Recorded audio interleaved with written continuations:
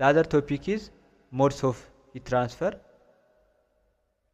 So there are three methods. The first one is conduction. So the transfer of heat in the solids from molecules to the molecule without the overall movement of the matter. So it occurs via atomic vibrations and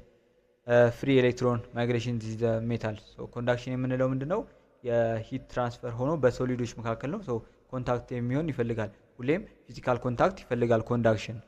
The other one is convection. So convection transfers heat in the fluid. Conduction በሶሊድ አለን convection ደግሞ በፍሉይድ ነው and liquid and gases ናቸው ፍሉይድ የምንላቸው so by the actual movement of the heated particle so heating ሲሆን fluiding expands and becomes less dense ይሆናሉ ፍሉይዶቹ በደንብ ኤክስፓንድ ያደርጉና more less dense ይሆናሉ ሌላው current ነው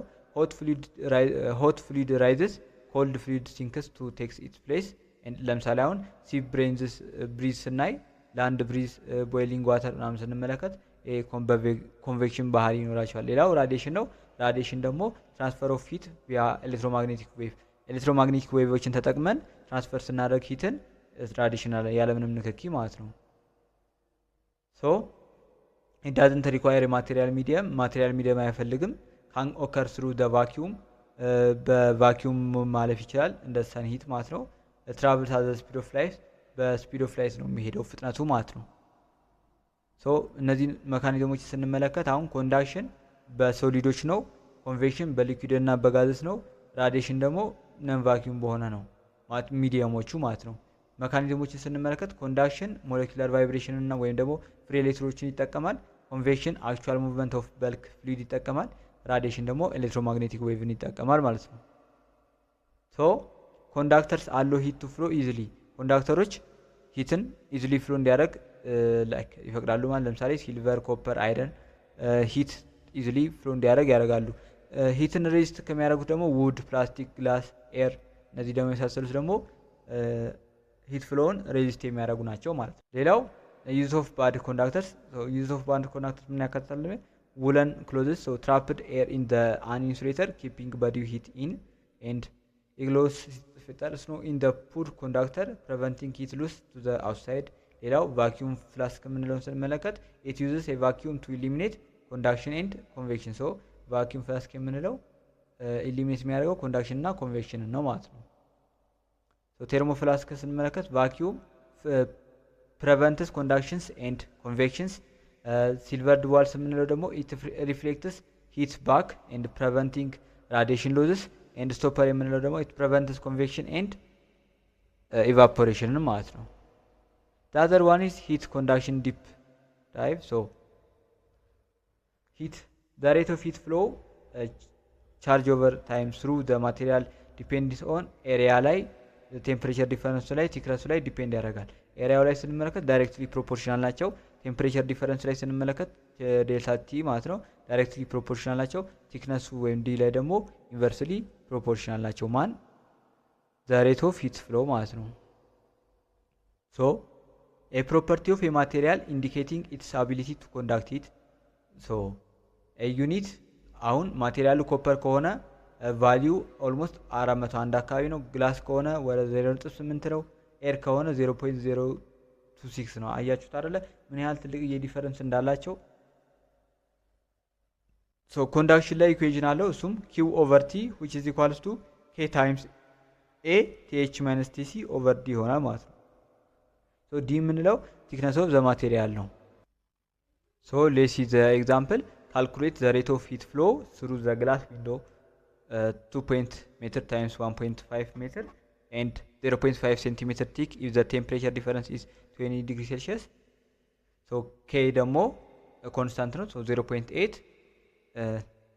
w by mk ተሰጥቷል ማለት ነው so we are given the area which is equals to 2 times 1.5 which is 3 meter squared and the d which is 0.5 centimeter which is 0.005 meter and the conduction equation becomes q over t which is k times a times th minus tc th mat heater ነው tc mat cooler ነው ማለት ነው so over t ይሆናል so q over t which becomes our k which is 0.8 ተሰጥቶናል ኮንስታንት ነው ኤንድ 3 ኤሪያ 3 ያለን ይሄኛው 20 ነው ዲቫይደድ ባይ ዲያችን 0.005 ነው ማለት ነው ሶ q over t becomes 0.8 times 3 times 4000 ይሆናል ማለት ነው ሶ ይሄ it is around 9600 ዋት ሶ k ሁልጊዜም በዋት ፐር ሜትር ስኩዌር ፐር ሜትር ፐር ዲግሪ ሴልሺየስ ኦር ዲግሪ ኬልቪን per Kelvin ይሰጣል so the rate of heat flow is 9600 watt or 9.6 kilowatt ይመጣል ማለት ነው so practical application ስንመለከት in the cooking pans copper bases for even heating and wooden handle for safety አይደለ አሁን ኮፐር ፓርቱ ለማብሰያ እንጠቀማለን wooden ፓርቱን ደግሞ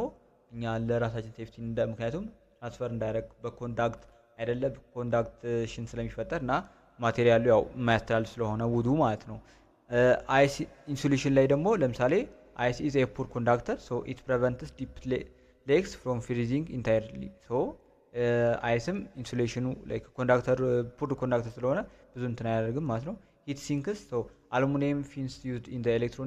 ኤሌክትሮኒክስ ቱ ኮንዳክት ሂት አዌይ ፍሮም ዘ ሲፒዩ ሶ ከሲፒዩ እንትኑ እንዲያደርግ አሉሚኒየሙም በደንብ እንትን ይጠቅማል ማለት ነው so the point is calorimetry so the amount of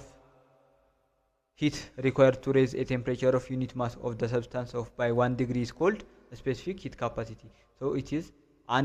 አንዷን ማስ of 1 ኪሎግራም ኦፍ ማስን በ1 ዲግሪ ሴልሺየስ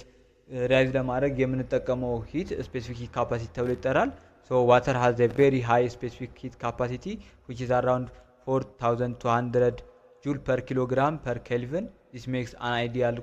coolant for the car engine so heat equation ስንመለከት heat capacity heat equation q which is equals to m times c times change in c so m ምንለው ማስ ነው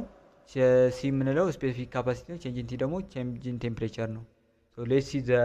example find the heat required to raise the temperature of 2 kg of water from 30 degrees Celsius to 80 degrees Celsius so